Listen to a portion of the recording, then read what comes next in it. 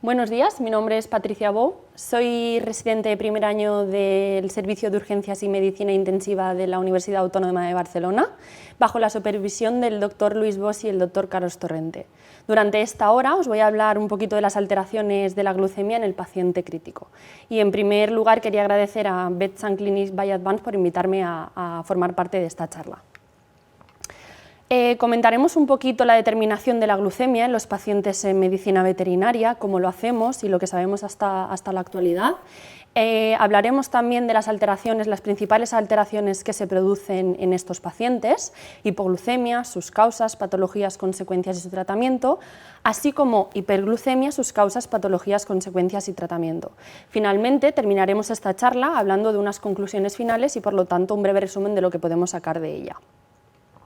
¿Cómo definimos lo que es la glucemia? La glucemia es la concentración de glucosa libre en la sangre, el suero o en el plasma, y en medicina veterinaria sabemos que valores de 60 a 120 miligramos de decilitro son los valores de euglucemia en el paciente canino. En cambio, en valores de 60 a 150 serán los que conocemos de euglucemia para el paciente felino. Bien, esta euglucemia está principalmente relacionada con lo que es la homeostasis de la glucosa.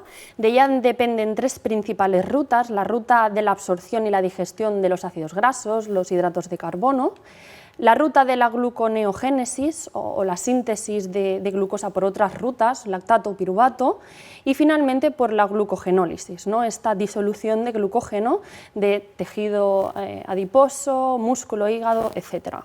Con todo ello formamos un estado de equilibrio conocido como euglicemia. Si este estado de equilibrio se altera, por lo tanto lo que tenemos es o bien hipoglucemia si estamos en valores bajos de lo comentado anteriormente, ¿no? Hiperglucemias, o bien una variabilidad de la glucemia, también la podríamos clasificar como esta alteración de la glucemia. Por lo tanto, una hipoglucemia en medicina veterinaria se conoce como un valor de menos de 60 miligramos por decilitro, y una hiperglucemia, es decir, la alteración, la acción de hormonas contrarreguladoras, ¿no?, a esta insulina, es la que nos hace que pueda haber un estado de hiperglucemia y que por lo tanto haya un aumento de 200 miligramos por decilitro. Pues bien, la determinación de esta glucemia en medicina veterinaria, en un estudio del 2019, se conoció que dependiendo del lugar o de extracción de esta glucosa, podemos tener mayor o menor fiabilidad y, por lo tanto, variabilidad y sensibilidad de esta obtención de la glucosa. En lo que es la patita, la almohadilla, es mucho menos sensible, mucho menos fiable un valor de la glucemia, pero sí que es cierto que se conoce que principalmente, tanto en el pabellón auricular como en lo que es la vía periférica, serían dos buenos métodos de medición con una precisión bastante fiable. También conocemos cómo extraer, ¿no?, esta muestra, o con qué lo podemos medir, cómo tenemos este valor. Hay un estudio del 2021 bastante reciente que comenta que el principal o el de elección es el alfa-trac, ¿no? De hecho es uno específico para medicina veterinaria, y si bien es cierto que comenta que pese a que el alfa-trac es el de elección, hay algunos como el Accu-Chek, que es de medicina humana, que sí puede tener una variación de unos 20 miligramos de decilitro por abajo, por lo que tendríamos que sumar nosotros a nuestra muestra de nuestros pacientes en veterinaria para obtener una medición más precisa. Este estudio comentaba que sobre todo la comparación entre el alfa-trac y lo que es la bioquímica, ¿no?, el medidor de bioquímica, digamos, fijo, entre un glucómetro portátil y uno fijo había bastante poca variabilidad de sangre entera o plasma o suero. Sí es cierto que últimamente en medicina veterinaria tenemos la suerte de poder utilizar lo que son monitorizaciones de esta glucosa continua con aparatos como es el Freestyle. El Freestyle mide lo que es la glucemia a nivel intersticial y tiene una variabilidad y una fiabilidad bastante precisa. Nos ayuda mucho porque hay bastantes alteraciones, sobre todo en medicina veterinaria, que nos producen ciertos errores a la hora de la determinación de la glucemia y que además nos permite un buen control más crónico durante el tiempo en un paciente en veterinaria. Bien, vamos a hablar ahora de la principal alteración o una de las principales alteraciones vistas en medicina veterinaria, como es la hipoglucemia. La hipoglucemia es importante reconocerla, ¿no? En humanas se utiliza lo que es la tríada de Whipple para poder reconocer y realmente clasificar si lo que estamos es frente a una hipoglucemia como tal o si realmente lo que tenemos, en cambio, puede ser una hipoglucemia secundaria, por ejemplo, a una convulsión muy específica y por lo tanto a un consumo de esta glucosa. Es importante valorar que esta tríada de Whipple será por una sumatoria de un paciente con una sintomatología consistente de hipoglucemia, un paciente que responde a esta administración de glucosa y sobre todo que hemos confirmado que a nivel plasmático tenemos una hipoglucemia. Este estudio del 2020 habla de la etiología y el factor pronóstico de lo que son las concentraciones elevadas en pacientes de urgencias y se sabe que tienen una incidencia de hipoglucemia de alrededor de un 9%, por lo que es importante prestar atención en ello. La evolución de estos signos clínicos puede ser asociada a diferente activación de diferentes sistemas y se ha visto que hay una correlación directa entre el porcentaje que tenemos o la cantidad de esta glucemia y de la activación de los diferentes sistemas, comentando que si tenemos glucemias de 70 miligramos por decilitro, principalmente lo que obtendremos es una activación a nivel hormonal. Cuando obtenemos valores de 60 miligramos por decilitro, lo que realmente se produce es una activación adrenérgica, ¿no? Un paciente con taquicardia, un paciente con taquipnea. Sí es cierto que si ya valores que oscilan entre 55 miligramos decilitros, lo que podremos observar son signos neuroglucopénicos, ¿no? Con un paciente con estado mental deprimido, un paciente con convulsiones, incluso pudiendo llegar a estar en coma, y ya finalmente si tenemos valores menores de 20 miligramos por decilitros, lo que veremos es un paciente con un estado comatoso. Las principales causas que se producen, por las que se produce esta hipoglucemia suelen ser déficit de sustratos utilizados por la gluconeogénesis hepática, por un mayor uso o demanda de esta glucosa, por vías glucogenolíticas o gluconeogénicas hepáticas disfuncionales, alteraciones endocrinas, ¿no? Esta deficiencia de hormonas contrarreguladoras, o bien de una causa iatrogénica. En un estudio del 2018, estas hipoglucemias eran principalmente asociadas a estos 5 grupos, ¿no? El insulinoma, recordar que es un tipo de tumor endocrino que se produce secundariamente por una hiperinsulinemia. Este insulinoma se encontró en alrededor de un 70% en este estudio, seguido de las neoplasias extrapancreáticas. Principalmente este tipo de neoplasias eran neoplasias como leiomiomas, leiomiosarcomas, eran carcinomas hepatocelulares, etc. También se observó hipoglucemias en pacientes sépticos, no una demanda alta de esta energía, un aumento de tasa metabólica, es la que realmente nos hizo observar, ¿no?, que hubiesen hipoglucemias secundarias en estos pacientes, y también hipoadrenocorticismo, ¿no? Es una enfermedad que realmente necesita de ello y por lo tanto se observan este tipo de hipoglucemias, también otras. Bien, nosotros en nuestro hospital observamos un caso clínico. Era un perrito de unos 7 meses de edad aproximadamente, un crucecito de podenco, que lo que comentaban los propietarios en la anamnesis era que llevaba unos días con diarrea, que no había querido comer, que no tenía ausencia de apetito, y se presentó en nuestro hospital con una marcada hipoglucemia en lo que es en el examen, ¿no?, en la bioquímica, y además presentaba en el examen neurológico una ausencia de amenaza. Se diagnosticó de una ceguera aguda, se comentaron con los compañeros del servicio de oftalmología y neurología y finalmente se hizo una resonancia en la que se observó que presentaba un daño a nivel de corteza. Las principales consecuencias de esta hipoglucemia a nivel neuronal se pueden observar por signos clínicos como un estado mental alterado, debilidad, ataxia, ¿no?, signos de neuroglucopenia. Estas neuronas suelen ser dependientes de un gradiente de concentración para el transporte de la glucosa intracelular y por lo tanto nosotros vemos este daño, ¿no?, y esta hipoglucemia en la medición. La neuroglucopenia, explicando un poquito su fisiopatología, es una de las principales causas que vemos secundarias a la hipoglucemia. Observando este gráfico, esta distribución anormal de la bomba sodio-potasio hace que se aumenten los niveles de glucamato en el astrocito y que por lo tanto haya un aumento en la glucólisis, provocando el aumento del lactato, hace que se produzca una toxicidad mediada por este glucamato y además se activa el receptor NMDA. También esta neuroglucopenia produce un aumento del flujo sanguíneo cerebral produciendo edema celular y por otra parte se observa un aumento en el calcio intracelular provocando una producción elevada de radicales libres de oxígeno y por lo tanto una peroxidación lipídica o daño en el propio ADN. Este estudio del 2008 comenta lo que son las hipoglucemias y sus efectos en el cerebro. ¿Qué pasa cuando tenemos un estado de hipoglucemia? Lo que se observa es que como nuestra periferia tiene la glucosa, no tiene suficientemente glucosa, la tiene baja, lo que hace el glútuno, el principal transportador de la barrera hematoencefálica, lo que realmente hace es que produce mucho, o sea, pide a este glútuno que se produzca, haya mucho para intentar pasar el máximo posible de glucosa en nuestro sistema nervioso central.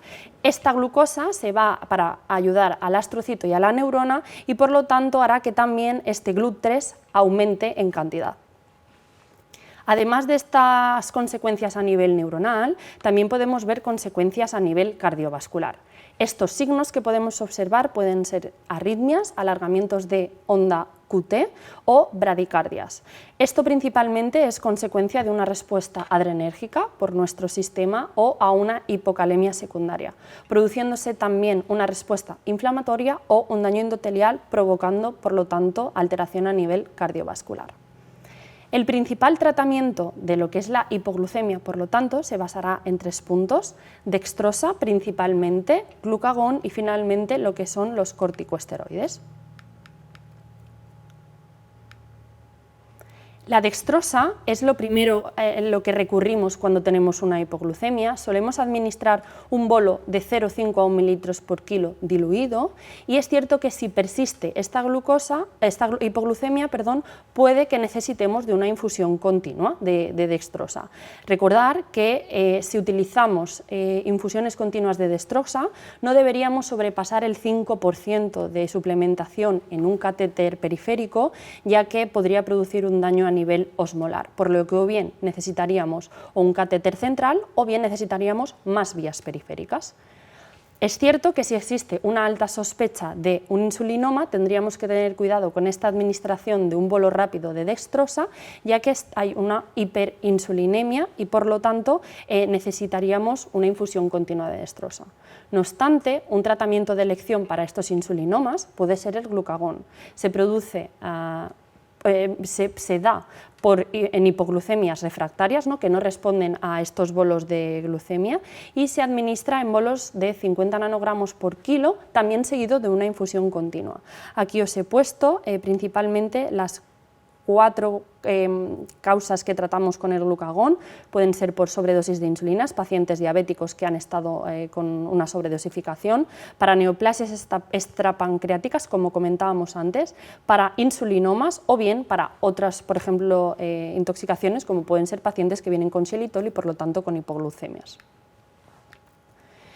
Me parecía de interés comentar este paper publicado en 2020, es de Humana, pero comenta que una manera de administrar este glucagón, hay un estudio que lo que realiza es un glucagón intranasal. Lo que ve es que la eficacia es la misma frente a la intramuscular que ponemos nosotros en casa, y que realmente una persona es mucho más capaz o más eficaz de administrarlo a nivel intranasal que cargar una jeringuilla, administrar un fármaco cuando a lo mejor no está acostumbrado a ello.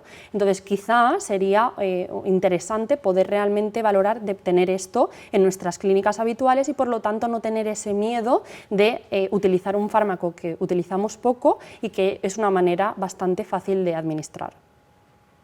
Finalmente, otro tratamiento que podemos administrar para ayudar a esta hipoglucemia son los corticosteroides. Estos corticosteroides antagonizan lo que es la insulina a nivel celular y por lo tanto estimulan la ruta de la glucogenólisis hepática. Los glucocorticoides, en este caso, será la dexametasona inicialmente, porque es rápida, pero podemos llegar a mantener a un paciente con corticosteroides de acción un poco más lenta o más crónica, como sería la prednisona o prednisolona. Es principalmente el tratamiento de hipoadrenocorticismo o del insulinoma. Bien. Vamos a hablar ahora de la segunda parte de la charla. Hemos comentado la hipoglucemia, ahora vamos a hablar de la hiperglucemia y es importante, ¿no?, el reconocimiento clínico, como hablábamos antes, llegar a diagnosticar que tenemos una glucemia alta, una glucemia mayor de 200 miligramos por decilitro. Como comentábamos antes, la prevalencia de la hipoglucemia era de un 9% aproximadamente en pacientes que van a una sala de urgencias. En medicina veterinaria, en el caso de las hiperglucemias, lo que obtenemos es una incidencia de un 16%, por lo que deberemos prestar bastante atención, ya que se ha observado que puede presentar mayor mortalidad y morbilidad en pacientes críticos. Las principales causas de la hiperglucemia son situaciones de estrés, ingestas dietéticas excesivas de hidratos de carbono, incapacidades pancreáticas de producir insulina y finalmente una resistencia a la insulina por hormonas contrarreguladoras. La hiperglucemia por estrés es importante entender por qué se produce. Hay una activación del eje hipotálamo-hipofisiario adrenal y por lo tanto hay un aumento en la producción de cortisol, epinefrina, glucagón, hormona de crecimiento. Además, por otra ruta también se producen las citoquinas inflamatorias y su liberación, interleuquina 1, interleuquina 6 o factor de necrosis tumoral, y que por lo tanto harán que a nivel de diferentes vías, hígado, músculo y tejido adiposo, pues haya un aumento de la gluconeogénesis y por lo tanto la glucogenólisis, que a nivel muscular se produzca una proteólisis y por lo tanto a nivel adiposo también se pueda producir una lipólisis. Todo esto hace que haya una insulinoresistencia y que por lo tanto esta situación de estrés produzca una hiperglucemia. Es bastante importante o es importante valorar que esta hiperglucemia produce alta toxicidad en estos pacientes críticos y tendremos que valorar que hay esta sobrecarga celular, no esta liberación de citoquinas, de factor de necrosis tumoral o de interleuquinas, que hay factores de crecimiento y que la hipoxia nos va a ayudar a empeorar este estado de hiperglucemia. Además, el aumento de la fosforilación oxidativa también genera una liberación masiva de radicales libres de oxígenos que nos dañarán a nivel celular. Como comentábamos anteriormente, en este caso las enfermedades más a destacar que se producen en una hiperglucemia son pacientes sépticos, ¿no?, diabetes mellitus o diabetes cetoacidótica, síndrome hiperglicémico hiperosmolar, que se diferenciará un poco de la diabetes mellitus para entender rápidamente de que son pacientes que en el síndrome hiperglicémico hiperosmolar tendremos una osmolaridad elevada, pero no tendremos cuerpos cetónicos o muy disminuidos. Y también hiperadrenocorticismos o otras causas. Las consecuencias de esta hiperglucemia en nuestro paciente será una alteración en el sistema inmunitario, un daño en células endoteliales y disfunción a nivel mitocondrial. En el sistema inmune, lo que se produce cuando hay una hiperglucemia es una inmunodepresión o inmunosupresión. ¿Qué pasa? El problema que tenemos es que hay una disminución de lo que es la quimiostaxis de estos neutrófilos, también una disminución de su locomoción y su fagocitosis a células o a agentes extraños y por lo tanto hay un aumento de la propia actividad microbiana disminuyendo la funcionabilidad de este sistema inmune. También se produce daño en el propio endotelio, desequilibrios de sustancias proinflamatorias o proagulantes, como proinflamatorias hemos comentado antes, ¿no?, factor de necrosis tisular, e interleuquinas, y como procoagulantes posibles factores tisulares y también otras causas, ¿no? En cuanto a lo que es la degradación del glicocális, este glicocális se daña, hay un edema de la pared y por lo tanto hay una disminución en la absorción y con un empeoramiento, ¿no?, aumentando por lo tanto esta permeabilidad vascular y pudiendo producir una vasoconstricción secundaria. En cuanto a lo que es la disfunción mitocondrial, lo que tenemos que tener en cuenta es que pacientes que hay un estado de hiperglucemia y un aumento en lo que es el piruvato secundario, este piruvato aumenta en cantidad a nivel mitocondrial, se va al ciclo de Krebs, ¿no?, para intentar obtener energía, y lo que realmente vemos es que utilizan parte del oxígeno y por lo tanto a un aumento en el superóxido secundario, pero cuando tenemos un estado de hiperglucemia lo que realmente vemos es que al necesitar más eliminación de este superóxido hay un daño a nivel mitocondrial secundario y su disfunción. Como comentamos antes del caso clínico de la hipoglucemia, este también es un caso clínico que nos llegó a nuestro hospital. Era un perrito de unos 5 años de edad que venía con un traumatismo craneoencefálico, un atropello, que en lo que es la exploración física general observamos una hiperglucemia de 200 miligramos decilitro aproximadamente, y lo que vimos es que este paciente, después de hacerle todo tipo de pruebas primariamente, vimos que tenía una efusión abdominal compatible con un hemoabdomen. Además, a nivel de la cara, lo que veíamos era una hemorragia subconjuntival que nos confirmaba además esta sospecha de un traumatismo craneoencefálico.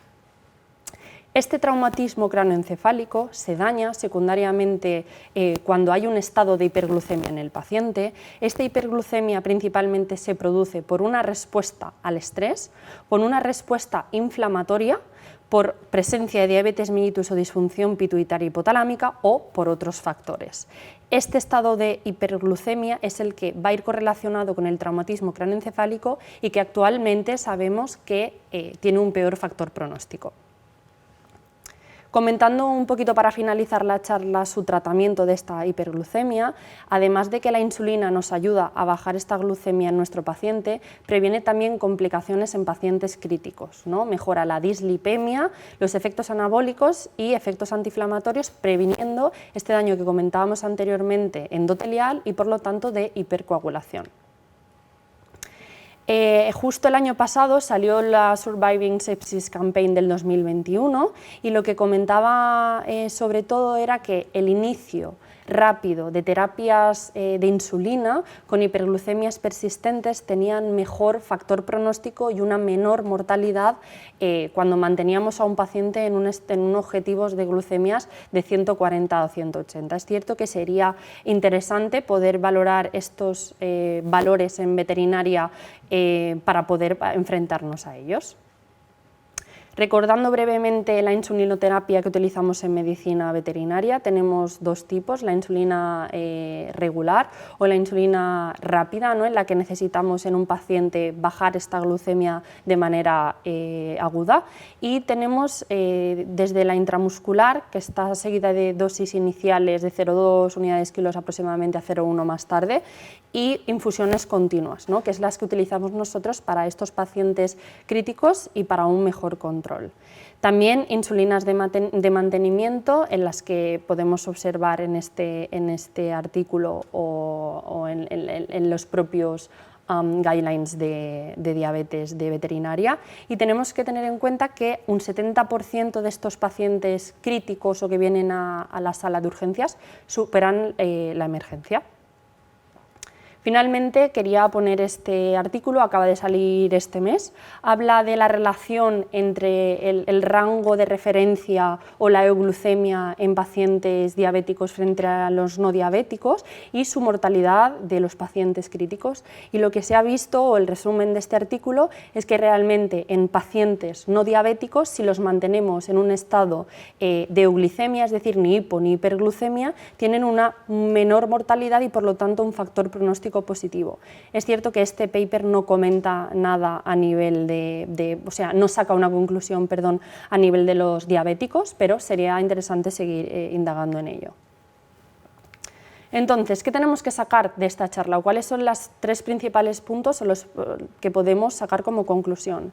En cuanto a la administración de la admisión del paciente, la alteración de esta glucemia puede ser un factor pronóstico importante, por lo que es interesante que sea algo en los que tengamos que fijarnos nada más llegue este paciente, que la variedad de los propios mecanismos pueden justificar un correcto abordaje y por lo tanto pacientes pueden presentar diferentes alteraciones y que se pueden detectar consecuencias consecuencias diversas según la oscilación de la variación de la propia glucemia.